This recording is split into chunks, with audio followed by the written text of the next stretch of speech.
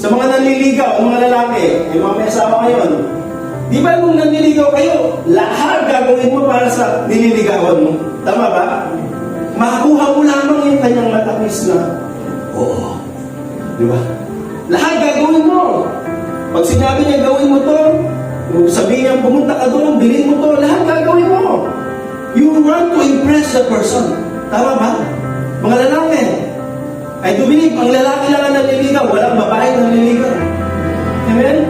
It's always the man who's pursuing the woman of his choice.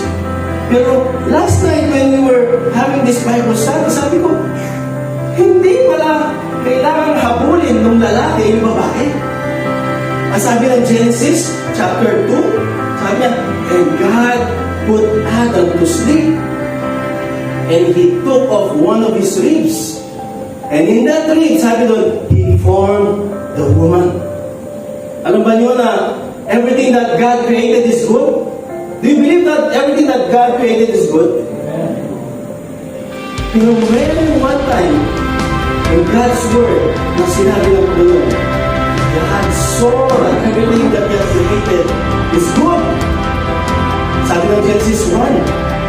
Pero pagpasok ng Genesis 2, ang sabi ng Panginoon sa Genesis 2, it is not good. Right? Sabi ko, Lord, kanina sabi mo, everything is good. Everything that you created, the people, those animals, the trees, everything that you see around you. Sinabi mo, everything is good. Pero pagpasok ng Genesis 2, pag sinabi mo, it is not good, ang sabi ko na doon, it is not good for man to be alone.